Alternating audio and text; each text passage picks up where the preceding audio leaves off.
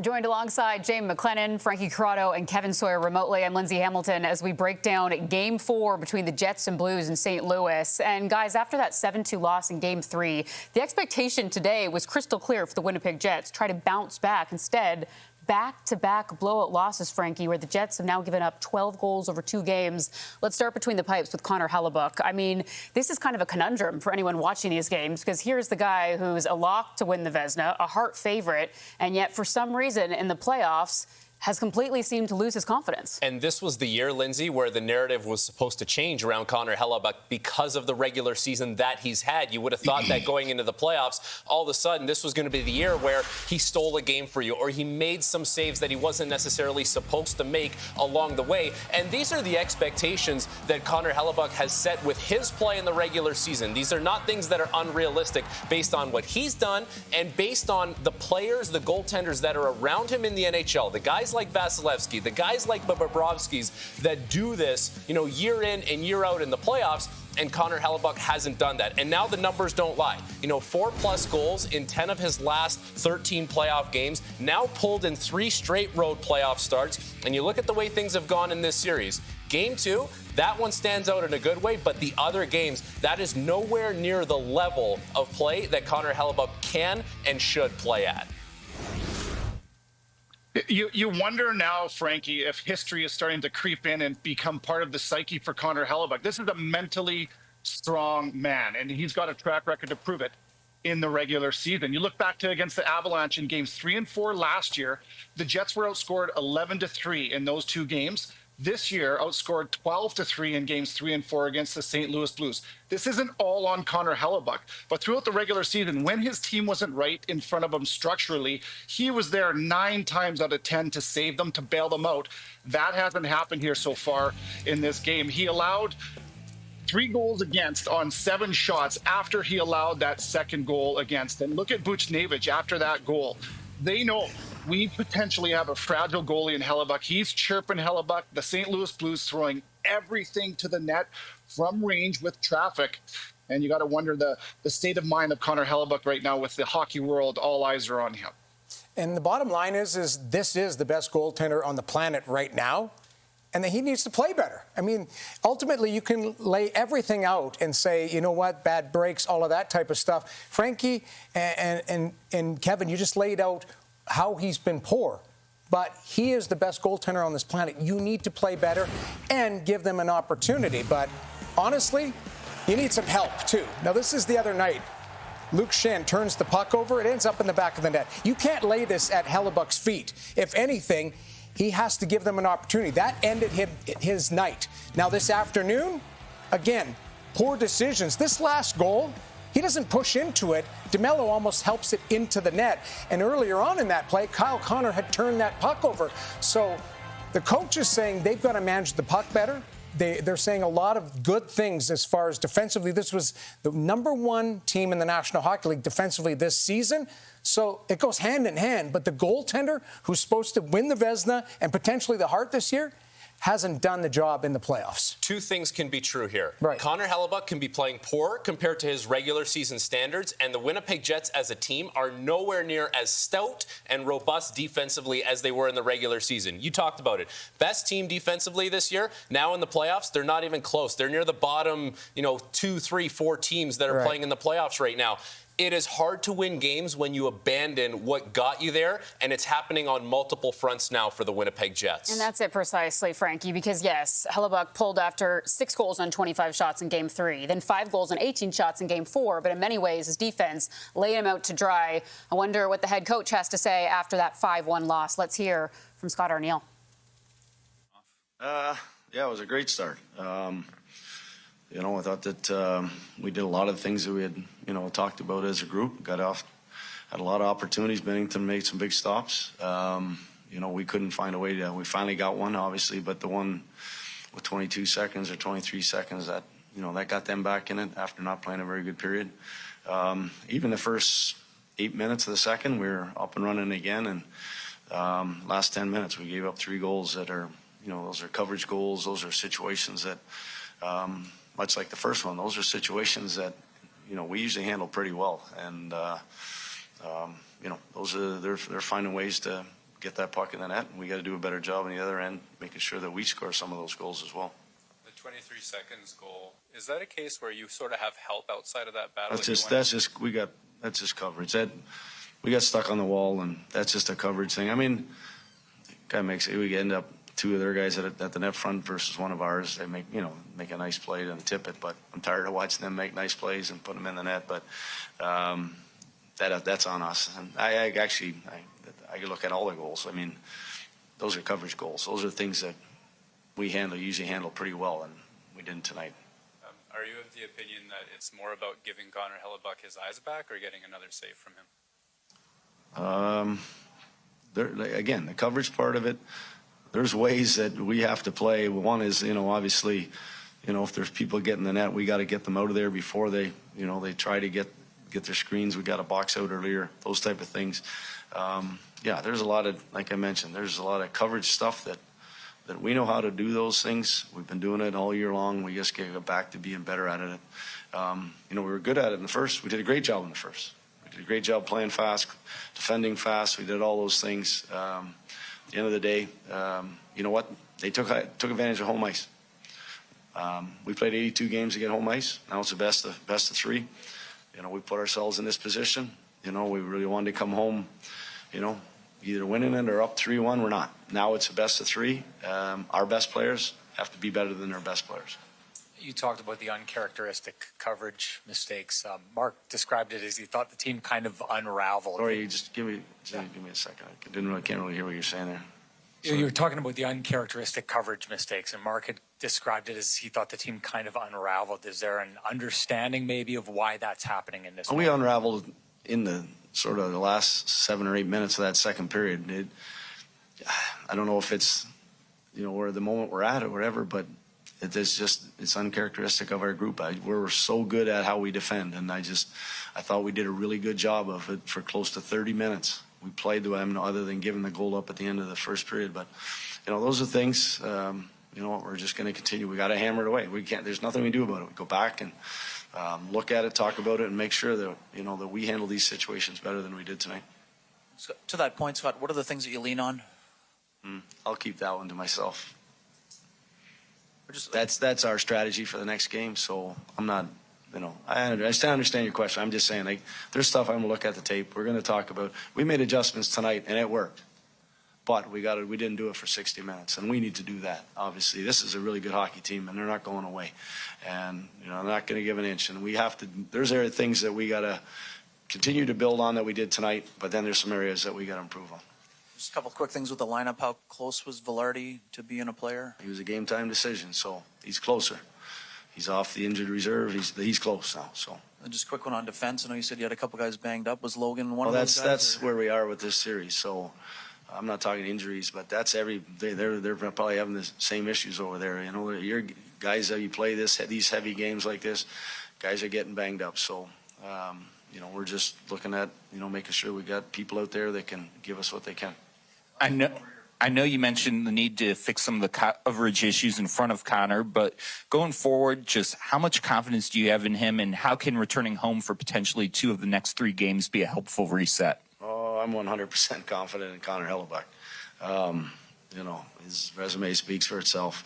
At the end of the day, we need to be better in front of him. We need to let him see some pucks. There's a couple there we didn't get to see. There's things that we have to do to help him. He knows that he has to do things to help us, and that's how it's been all year long. So we're all in this together. It's just a situation that we got to put our best foot forward when we go home. Like I mentioned, we worked our tails off for 82 games to get home ice advantage. Well, it's a best of 3 now. Now we got to make sure we take care of business. And that is the goal for the Winnipeg Jets as our post-game analysis of Game 4 continues. And, Kevin, a theme of this series, of course, has been the physicality. That has been on display with the St. Louis Blues targeting the Jets' top players. Case in point, Mark Scheifele had 5 points through the first 2 games, but then held off the score sheets in Games 3 and 4 now in St. Louis. How have the Blues been shutting him down? Well, you said it, physicality. Listen, the first 40 minutes of this series wasn't going the way that the Jets wanted it to. In the third period, the team was better for Winnipeg. And so too was Mark Scheifele, who was a stud in Game 2 as well. 5 points in his first 2 games. But you can't just be good when your team is good. You have to be good to make your team good. And that's the next step for a champion, for a driver, for a superstar. There's no doubt and no question that St. Louis is going to target Mark Scheifele. Why wouldn't they? To me, I've said it before, I'll say it again. I think he's the most important player, and that says a lot considering Hellebuyck and how much better he has to be. Mark Scheifele is a guy that has to find a way to push through that. Look back to the 2023 Stanley Cup Finals. Jack Eichel takes a devastating hit from Matthew Tkachuk. Everybody thought that his season was over, and he comes back. Not only does he come back, and he has 5 points in the next 3 games. So you look at the drivers on Stanley Cup champions of the past, McKinnons, the Kucherovs, the Barkovs. That's the next step for Mark Scheifele. He's going to get targeted. He has been targeted. He has to find a way to push through the mud and bring his team back to where they need to be. And now is a really interesting time for a guy like Mark Scheifele and the rest of the Winnipeg Jets leadership group, for that matter, because you took care of business at home, you went on the road, it did not go well for you. A guy like Mark Scheifele, who plays those tough minutes, he has to exude a level of calmness, composure, and confidence within that group, going home, kind of reiterating, like, we earned home ice in the regular season for a reason. We are a very good team, and we have to take advantage of this going back to Winnipeg. The crowd, the fact that we're going to get the matchup, Connor Hellebuyck's more comfortable there. Like, all those things, they earned that through their play this regular season. There needs to be a reminder of that within the group. And good on St. Louis for taking a piece of Scheifele. That's the one thing. You know, we can talk about Winnipeg and what they didn't do, but the St. Louis Blues executed their game plan in games 3 and 4. That's the reason why they're back in this series, is because they did go after a guy like Mark Scheifele. They did make life tough for Connor Hellebuyck. They chased him both games. So you heard Scott Arnal talk about, you know, hey, I'm going to keep my game plan to myself. We did a couple things, and he was right. The first 18 minutes, they looked pretty good. But the St. Louis Blues, and you know Jim Montgomery, he's a tactician. He's in that dressing room saying, every opportunity you get, you take a piece of Mark Scheifele, because that may not pay off in games 3 or 4, but it might pay off in game 6 or 7, and that's what they're banking on. So that's where the adjustments have to be for the Winnipeg Jets. Well, the Blues may be trying to get under Scheifele's skin, but Frankie, you alluded to it. He has to stay calm, cool, and collected as he tries to lead his team in the action shifting back to Winnipeg. Let's hear from Scheifele now. You know, it's a best 2 out of 3 series. You know, we have home ice, so you know, we got 2 days to regroup, and then you know, back in front of our fans. So obviously not what we wanted, but you know, best 2 out of 3 series now. What can you do to give Connor Hellebuyck his eyes back with all that traffic? You know, I think first off, you know, their D have their eyes up. You know, so they're able to find lanes. I think it's just a matter of, you know, closing it down quicker and going from there. In the third period, you guys had a big hill, and were you maybe just trying to chase that deficit heading into that goal against? Yeah, you know, we had a, you know, I think it was just a miscue and, you know, stinky one. You looked like you had your game for most of the first and a good chunk of the second. What changed? I don't know. You know, I think you just kind of, you know, they obviously got that second one, and you know, made a bad read on the third one, and ends up in the back of the net. So you know, just kind of got away from us. We kind of unraveled a little bit, and I think that's more our doing than theirs. What's it going to take to get the momentum back in the series? We got 2 days. You know, we've had a lot of time in between games. It's, you know, tough to get in the rhythm of things, but you know, we have 2 days and get back in front of our home fans and get excited for that. The goal that you guys scored, lots of turnovers that you guys forced off of them. Is there anything you can take from that into creating more against these guys? Yeah, I think we got to be quick to close on them all over the ice. You got to, you know, have good sticks. You know, get pressure on them and make mistakes. Would you say was the biggest change from what took place in Winnipeg to what we've seen over the last couple of games here in St. Louis? I don't know. You know, I think we gave them too much. You know, they got some good players over there, and you know, they made us pay. With 2 days to regroup for Mark Scheifele, let's now hear from Luke Schenn. Yeah, like you said, it was obviously a solid first period. Obviously, we gave up one late there at the end of the first, and then for the first 5, you know, 7-8 minutes, I guess, of the second period. You know, there was some chances, there was some things to like about it, and then they got a couple obviously, and then just you know, kind of you know, sat back on our heels a little bit, and you know, they capitalize on their opportunities. What can be done to maybe clean up the front of the net a little bit better? Well, it comes down to one-on-one battles. Obviously, we've got to do a better job. Everyone, doing a better job of making sure Helle sees the puck, and obviously they're getting six on it, and they're screening them, doing a pretty good job. And at the end of the day, this time of the year, that's where games are won or lost. You've been around a long time, Luke. What are the keys to maintaining composure? Well, I mean, it's a 2-2 series. I think, obviously they're a dominant team at home. There's no question about that. They've been playing some great hockey down the stretch, and at the end of the day, when you're up 2-0 in the series, there's nothing to protect, and maybe we sat back and thought we'd defend that a little bit rather than you got to keep going and keep pushing. So I think obviously best of three now, and we got a great crowd obviously at home, and we got to obviously clean up some things and move on to the next one. I know you mentioned some of what you can do as far as keeping the front of the net clear, but how else can you guys support Connor, as obviously it's not just one guy that makes the team, and how much confidence do you have in him as you return to Winnipeg? Yeah, lots of confidence. I mean, he's had an unbelievable year, and it's you watch the replay of the goals that went in. I mean, they're deflections, they're screens, they're bouncing off us and in, and just obviously got to do a better job in front of the net. Like I said, games are won and lost in the hard area, and the hard area is in front of their net, in front of our net, and we obviously got to do a much better job of that. In the third period, when they score so early, is that a matter of you guys just chasing, knowing the hill's so big, or what goes into that?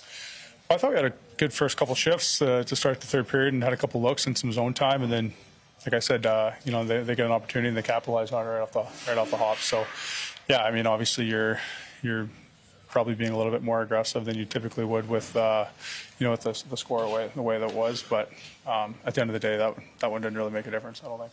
What did you see from Hayden in his playoff debut here? Yeah, good. Skates obviously real well and move the puck well. So obviously it's good on him to jump in the middle of the series. He played well. What is the best way for you guys to frame this for yourselves heading into Game 5? Say that again, sir? What's the best way that you can frame this for yourselves heading into Game 5?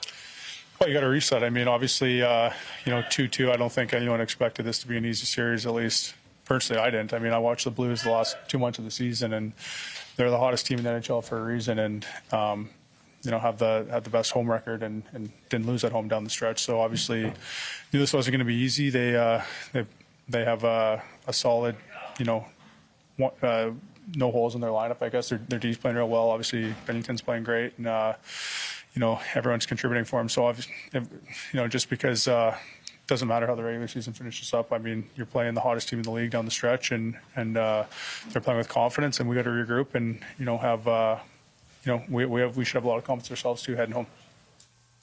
Regroup is the word we are hearing time and time again. But, Jamie, regroup is something we also heard after Game 3, and that's something Scott Arnal focused on heading into Game 4, saying we lost Game 3 in the first period. We need a quick start. That did happen for the Jets in Game 4, but where the momentum seemed to shift was that Jake Neighbours goal less than a minute to go at the end of the first period, and the momentum completely swinging the other direction. I thought they had a fantastic first period. They were physical. They were able to generate shots. They had good looks on Jordan Bennington. They controlled the pace of play.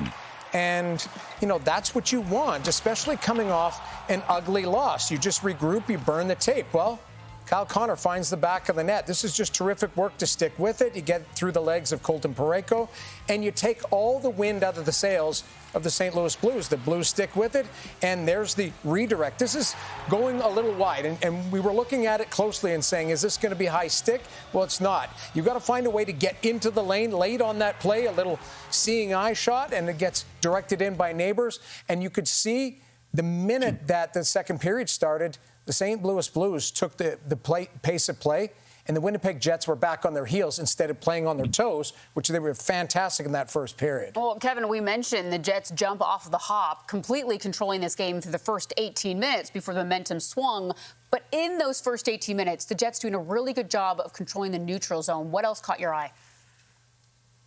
Yeah, you know what? The neutral zone's a huge part of this series. It is in every good series, in my opinion. And it was a recalibration again from Scott Arnal. They needed to take that forecheck away from St. Louis and they did a really fine job of that in the neutral zone. Watch here where, okay, you're above them, you're in their chest, you force them to dump the puck, and it's easy to go back, get the puck, and eventually now you're going to be the team that gets to the forecheck. I thought that's what happened in the first period. The Winnipeg Jets were excellent, and they were able to get back to speed because of jobs like this. Great gap in the defense, easy back to the puck for Sandberg, and then the top line is able to spend time in the offensive zone, win some battles, and the Winnipeg Jets earned their first goal of this game by sticking to a game plan. And that's what it's all about. The coach gives you a plan, and then you buy into the plan. This is an excellent job taking the puck out, winning battles in the offensive zone. But then, you know what? Jim Montgomery, this has been such a tactical series where he comes back and makes the appropriate adjustments in the second period. St. Louis wasn't getting to the puck easily. He wasn't getting to the forecheck. That's fine. Little chip, little chase, control the puck below the goal line, and they went low to high, and they shot the puck from range.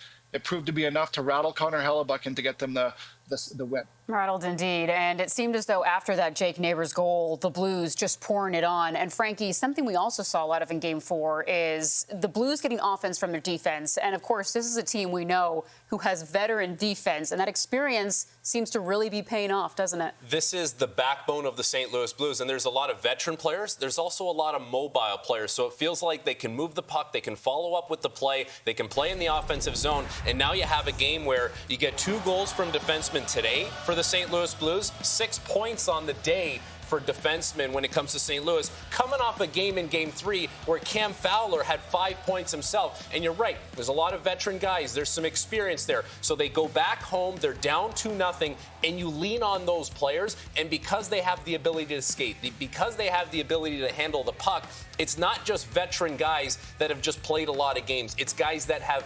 meaningful roles on this team, and they're out there a lot. And the reality is, now you play this game or the last 2 games, you didn't have to run these guys into the ground because there are some aging bodies there. The games played are creeping up, but you look at the career games played for a lot of these guys, it's like, of course, this team is always going to be well-rounded from the back end out, and there's a lot of guys there that can give you a little offensive punch, which is what we've seen the last 2 games for St. Louis. For sure. And then, of course, the narrative around the Winnipeg Jets as well is missing both Nikolai Ehlers and Gabe Vilardi, both not ready. No idea when Ehlers will return to action. At least for Vilardi, we saw him skating, took warm-ups.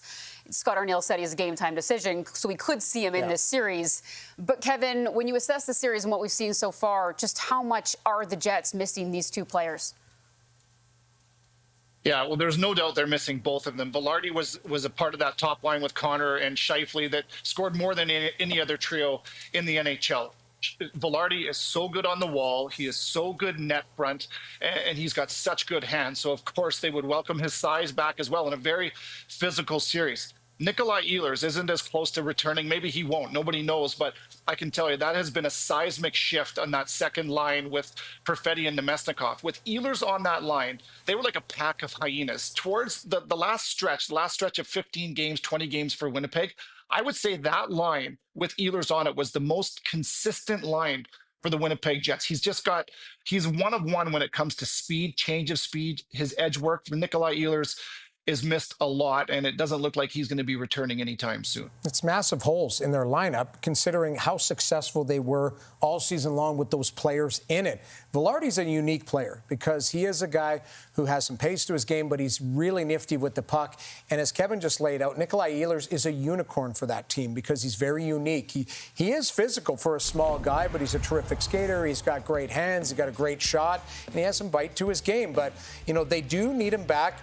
Now, this isn't the primary excuse because they won the first 2 games and they were fine. But on the road, when you don't get the matchups, when you don't have the setting, a perfect setting for yourself, other players have to step up and be difference makers in the absence of 2 top 6 forwards. You look at what was different for the Winnipeg Jets this season. They were great offensively. Yeah. Power play was best in the NHL. Well, guess what? That's 2 guys that play, prominent positions on the power play. And I don't care. You take 2 guys out of a top 6. Any team in the NHL, there will be a trickle-down effect that adversely affects that team, and that is probably happening right now for the Jets on the road. And those are 2 guys that are sorely missed, but We saw in the first 2 games, this team can withstand that. They have to find a way to do that and get more out of guys that are, playing higher in the lineup and see if you can withstand this storm a little bit. Well, Mark Scheifele said it best. They have one option, and that is to regroup. 2 days off before Game 5 on Wednesday, and the Jets losing back-to-back games on the road. How about this? The St. Louis Blues now haven't lost a game at home since February 22nd. That was to none other than the Winnipeg Jets, who will need to snap that streak eventually. Now a best of 3, and they will hope returning to Winnipeg and the whiteout will give them the spark they so desperately need.